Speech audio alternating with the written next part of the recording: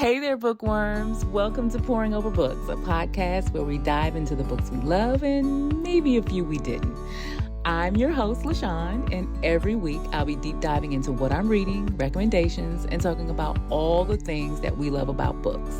So grab your favorite coffee or tea, find a cozy spot, and let's get ready to pour over some great books together. Hey friends, happy May, and welcome back to the Pouring Over Books podcast. I am LaShawn, your host, and I am back after a very brief break. I took a week off last week because life was just lifing and I just could not get myself together in time to talk to you guys. But never fear, I'll have that topic and episode for another time, sometime this summer. It was a good one. Anyway, it's May and it's almost time for those summer reading lists and vacation recommendations. And never fear, friends, later on this month, meaning week after next, I will have the books I'm looking forward to this summer and a few suggestions for my summer reading guide here on the podcast. I am gathering intel as we speak. I saw a few best books I've read this year so far lists already, and I considered doing one here on the pod, but friends, I'm going to be honest, and I'm going to tell you that other than about 3 books, my reading has just been okay this year. Like, really. And that's not bad. It's just facts. And I keep saying to myself, it's early. And I know there are a lot of good books that I haven't finished or I haven't gotten to yet. So it's okay. I've had 5-star reads out of the 39 books that I have read so far this year. Those are Deep End by Ali Hazelwood, Can't Get Enough by Kennedy Ryan, Bloodmark and Oathbound by Tracy Dion, and Great Big Beautiful Life by Emily Henry. Those are the books that I gave a 5 to, and they were all excellent. I enjoyed them all, but I still don't feel like I can make a best book of the year so far list. I don't think we're there.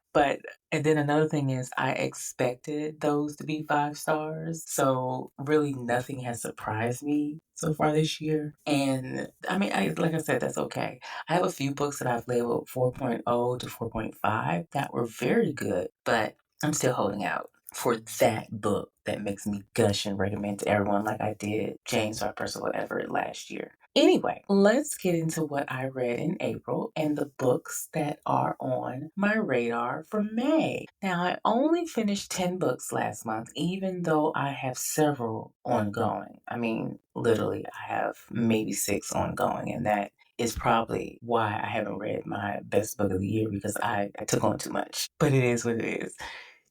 Like I said, I read 10 books, but I'm only going to talk about, I think, 5 here. So let's get into what I read and liked last month. You know, at the beginning of the month, I gave you my review of Oathbound that I finished. And I just want to make sure you know, like I said, about it's a 5 out of 5 read, and you need to go read it. That is all. Okay, next, let's move on. The House of My Mother by Sherry Frankie. This book came on my radar after I watched a documentary about her mom, Ruby Frankie, on Netflix. No, it wasn't on Netflix. Was it on Netflix or was it on? No, it was on Hulu. One thing about me is I don't watch much TV, but when I do watch, I watch a lot of documentaries and true crime. My husband is always like, well, who killed who today when he sees me with the TV on? But anyway, Ruby Frankie was one of the first well-known mom YouTube influencers. The whole channel was family centered around her and her family. They made millions of dollars in ad revenue and were one of the most popular channels until it all fell apart. The mom, Ruby, is currently in jail for abuse of the youngest 2 siblings. And if you watch the documentary, you know that maybe she should have been in jail for the abuse of all of those children. Maybe the husband too. But this was Sherry's story, the oldest daughter. This is her side of the story. And I always wanted to, while I was watching the documentary, I kept wondering wanting to see it from the kids' point of view. Like they did have commentary from Sherry, who's the oldest girl, and I forgot her brother's name, but the two of them were the two children who were talking the most. And I really wanted to hear the whole side of the story from her side. So when I found out she had a book, I had to read it. I had I guess you can say, vested interest in this since I was originally was a mom blogger, but never to this point. I mean, after my son got a certain age, it seemed inappropriate to share every detail of his life on the internet. And even when he was younger, I did not share every detail of his life on the internet because I recognized in the early days that, okay, this is going to live on here forever. So I didn't want anything out there that might embarrass him at a later time, but Ruby did not have that thought. So she made a lot of money off sharing all of the details, and I mean all of them. Anyway, here is a summary of the book. Sherry Frankie endured a childhood of survival under her mother Ruby's severe moral code, a stark contrast to the idealized image presented on their popular YouTube channel, Eight Passengers. As their online fame grew, Ruby, influenced by Jody Hildebrandt, implemented a cruel disciplinary regime. Following their 2023 arrest for aggravated child abuse, Sherry shared a telling finally on her Instagram page. Now, Sherry will expose the disturbing reality behind Eight Passengers and their involvement with Hildebrandt's connections, revealing the dangers of influencer culture in her fight for the truth.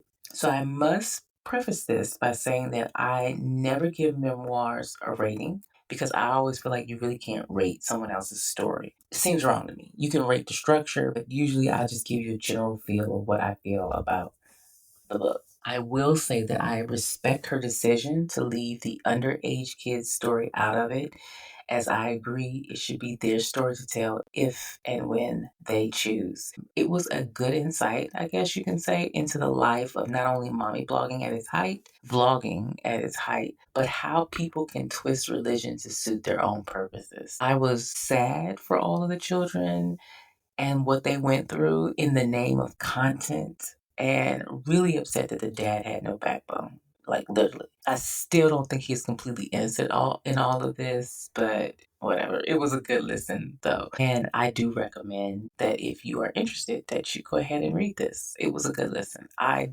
listened to this on audio. The next book that I want to talk about is Firebird by Juliet Cross. This book was on my radar since the beginning of the year. I was somewhat intrigued because it seemed to combine the Roman Empire and dragons, and I said, well, why not? Julian Dacia, Roman general and nephew to the emperor, has played his role as conqueror well. Yet the moment he lays eyes on Melina, he was enthralled by the Dracian dancer. Years later, the fierce beauty stands before him, a captive on a scarred battlefield, her life in danger. He instinctively shifts into his fierce dragon form to save her, an action that may mean his head on the imperial gate. The rules of their world dictate that he is the conqueror and she is the captured.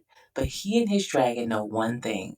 Their bond has nothing to do with the laws of mighty Rome. She belongs to them, and they belong to her. Fierce and beautiful, 21-year-old Melina has survived the loss of her family, and she is determined to fight until her dying breath. Still, she can't believe that the centurion who once bestowed a secret talisman on her is the Roman general of legendary brutality and now holds her life in his hands. Nor can she deny how her soul has always seemed to answer his. As they navigate a world where flying death riders conquer and burn, their love will ignite a firestorm that can only end in heartbreak or death, or both. I took out some of the summary simply because it gives what I think some of the book away, some of the plot away. But this book comes with trigger warnings from the author.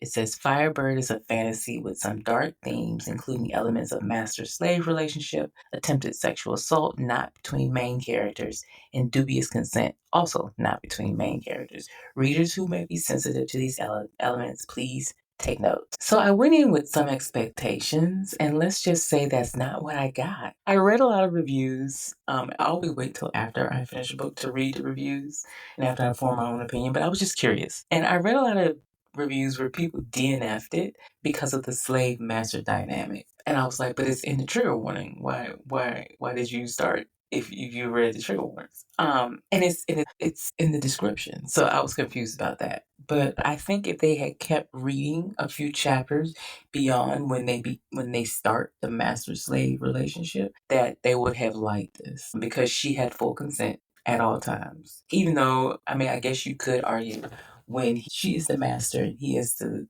I mean, when he is the master and she's a slave, she never has full consent. But this is fiction. She had consent at all times with the main male character, that is. And I also say, to be fair, the other characters with the same dynamic between other characters, like the other characters who had master slave relationships, they did not have full consent. And it was a stark contrast. And I think the author did a good job of showing that. I love the lore with the dragons and the tie to ancient Rome, but I think we could have done with a little bit more world building. There were few little holes in there, but not really. That was just me being picky. I also It was described as a dark romance, and I kept saying, "Are we reading the same book?" Maybe people were thinking the master slave dynamic is the dark romance part of this, because really, no, it was really like a romantasy that happened to have a master slave dynamic. I mean, the romance was almost sweet with a few spicy episodes. I mean, very spicy, but it was really sweet. I liked that it wasn't a cliffhanger, but it did make me curious to read the next book. So we'll see what happens next. Overall, I liked it. I gave it a 3.7 out of 5. And I have the book. I purchased it because the cover and the edges are beautiful, and I was like, "Oh, this would just look really pretty on my bookshelf." Now, the next book that I want to talk about is "Say You'll Remember Me" by Ali Jimenez. I brought this book to the pod as one of my most anticipated books of April. Samantha finds veterinarian Xavier Rush almost perfect until his words reveal a less appealing side. Despite this, an incredible date forces Samantha to confess a family crisis that makes the relationship impossible, and she asks Xavier to cherish their night as a beautiful memory. However, their connection proves unforgettable, and they discover that building a life and love together is even more meaningful than a single perfect moment. I loved this book. Not only was the representation of what it means to be a caregiver of your parent just chef's kiss, and what a toll takes on your life, of the children and the spouse, but the love story was just so good. I know a lot of people hate insta love, what they call insta love, when they say, oh, the characters automatically fall in love. I'm like, it's a romance. The things that people, this is just an aside, the things that people are picking over these days really, really irks me. It irks me so bad. But anyway, the main complaint that I've seen about this book, besides the insta love, and the main reason why I, again, never read reviews until after I've written my own, is that folks hated all the modern contemporary romances to current pop culture in a book that is a modern contemporary romance. Make it make sense, friends. Make it make sense. Anyway, I loved it. I thought it was well done, full of real life struggles and how love does in fact win, because that is why I read romances, friends, for the happy ending. So this got a firm 4 out of 5 for me. Highly recommend. The next book I want to talk about is Nappily Ever After by Trisha R. Thomas. We read this for the Pouring Over Books book club. I will leave a link in the show notes to join us this month, because we are reading the classic Waiting to Exhale if you want to join us. Anyway, my thoughts on the book. When I first read it back in the day, I loved it, I think. But to be fair, I was in my 20s at the time. This time around, I had critiques about each one of our main characters and the way it was written. Frankly, I hate books that jump back and forth in time. And it's got to be a damn good book for me not to put it down and move on these days. But this book didn't jump back and forth through time, but in characters. And it literally killed me, because literally you could be on the same page and it would jump to another character's perspective, and you were left like, wait a minute, who are we talking about now? I'm finding that the books in the book club, that although I love them as the younger version of me loved them, the current version of me is like, what the hell is this mess? Anyway, this one got a 3.5 out of 5 for me. Everyone in the book club also felt the same. Everyone gave it anywhere between a 3 and a 3.5. Somebody gave it 3.75, I think. But anyway, also the book and the movie version are not the same. you have been warned. And the last book that I want to bring that I read in April was King of Envy by Anna Hung. I have a love hate relationship with this series. This is the fifth book in her King of Sin series, and I fully admit to not reading the first book because I was not interested. I DNF'd the second book. I loved the third and the fourth, but the whole time I kept thinking about this one character that I was interested in, and that was Book, whose story is told in this book. I love a morally gray character. In fact, I'm fine if they're firmly on the wrong side of morality, but do the right thing for their love, you know? So this one completely worked for me. I will say that this one I read in a few hours because it had a better plot than the other books to me. It was better written. And to me, that makes it the best of the series. Plus, all the yearning, it was just so perfect. It was so perfect. And the yearning was from the main character, the main male character. Ooh, it was good. I have no intention of reading the next book in the series because I'm literally not interested in the two characters that they set up for the next book. That's okay. One of my favorite books ever. I've only read one in a series of 8, and I think I have no intention of reading the rest. Sometimes it just be that way. So I gave this book a 3.5 out of 5. Now, let's talk about what's on my radar for April. This is the start of summer romance time. So every book that I'm looking forward to is a romance, I think. I think I might have one that is not. But yeah, it's summer romance season, so bear with me. In a few weeks, some of these will be on my summer reading list because I am so behind in books. I know I won't get to probably any of these books until next month. Well, not any of them, just some. So, but they are pre ordered, all of them. All right, the first book is One Golden Summer by Carly Fortune. Comes out today, May 6th. Let's get into it. Good things happen at the lake. That's what Alice's grandmother says, and it's true. Alice spent just one summer there in a cottage with Nan when she was 17. It's where she took that photo.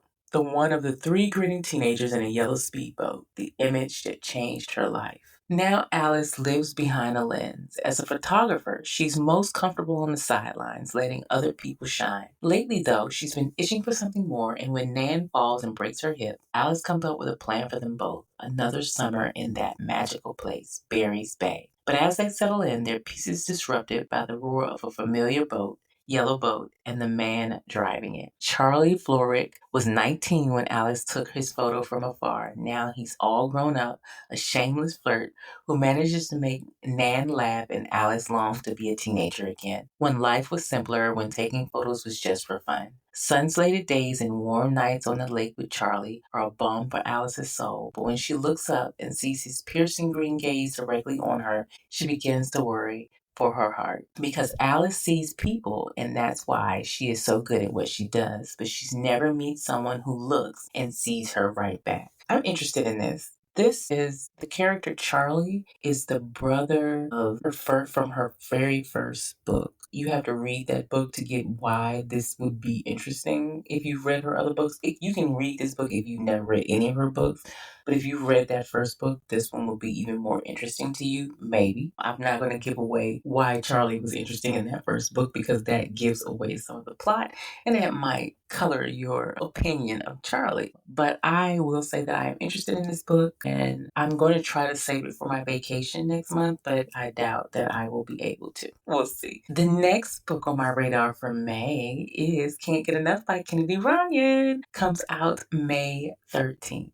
Hendrix Berry lives a fabulous life. She has fabulous friends, a loving family, and a thriving business that places her in the entertainment industry's rarefied air. Her vision board, your vision board, she's probably living it. She is a woman with goals, dreams, ambitions, and always strives upward. And in the midst of everything, she's facing her toughest challenge yet, caring for an aging parent.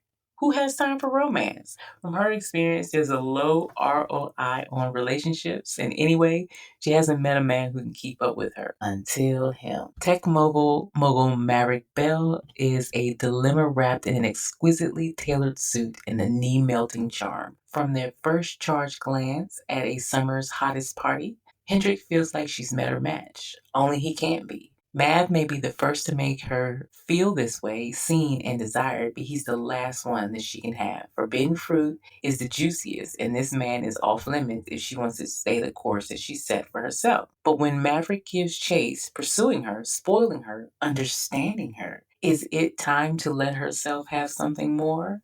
I have to tell you, friends, that I have already read this book, and it was one of my most anticipated books of the year. I got an early art for it and I loved it.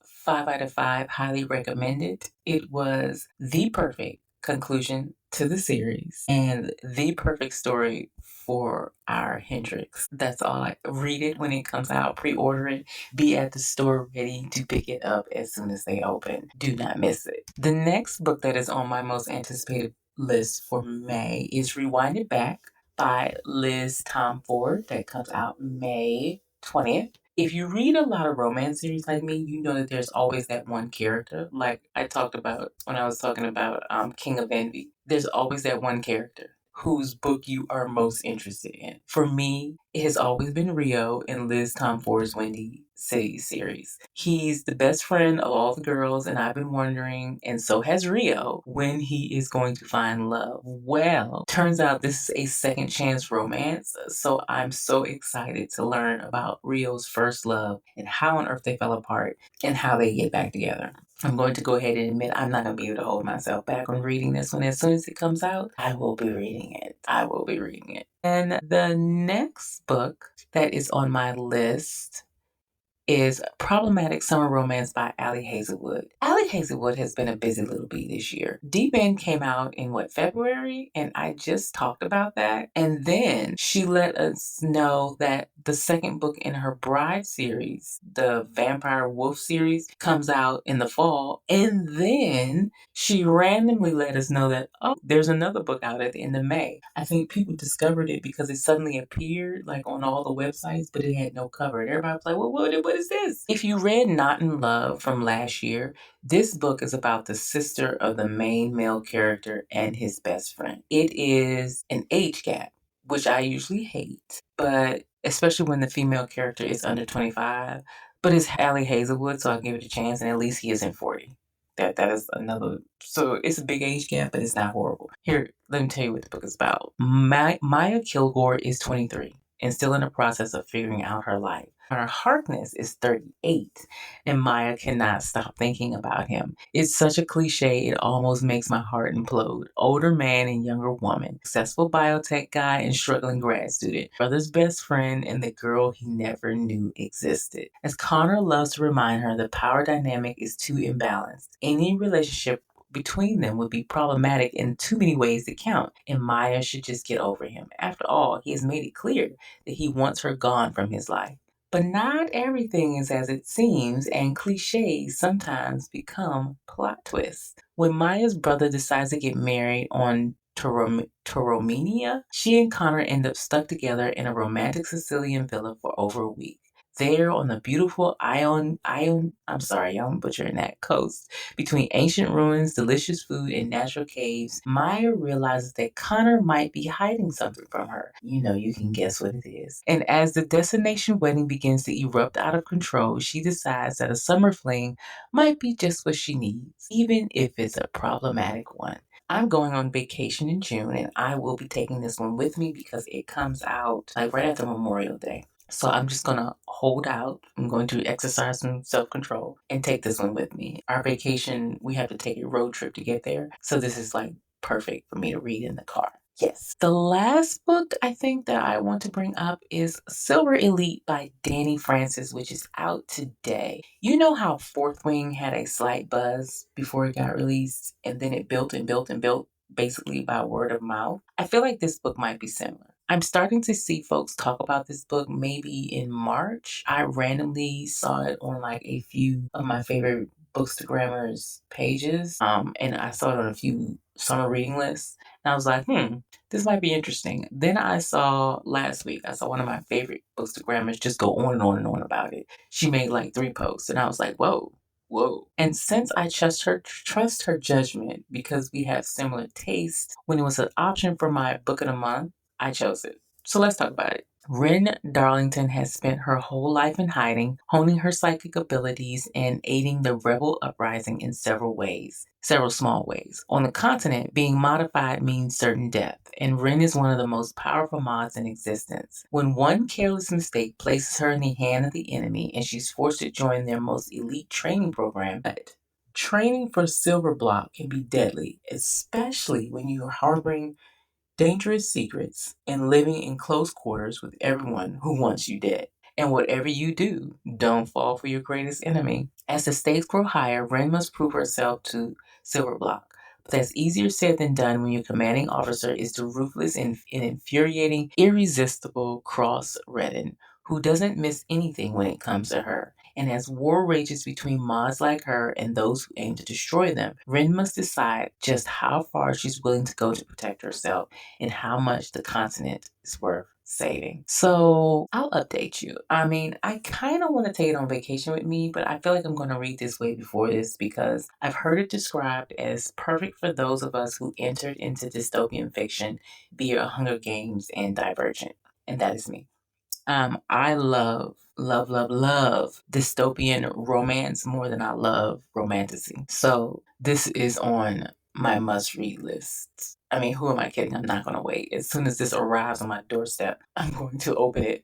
I got the notification yesterday that it was on the way, so I'm going to read this. If it arrives by this weekend, this is what I'm going to spend my weekend doing. All right, friends, that is all for this month. I'm sure there are more books out there that I will discover and add to my TBR, but this is all I can fit in for today. Let's get into what I'm currently reading. I'm currently reading two books. Summer in the City by Alex Astor is the first one.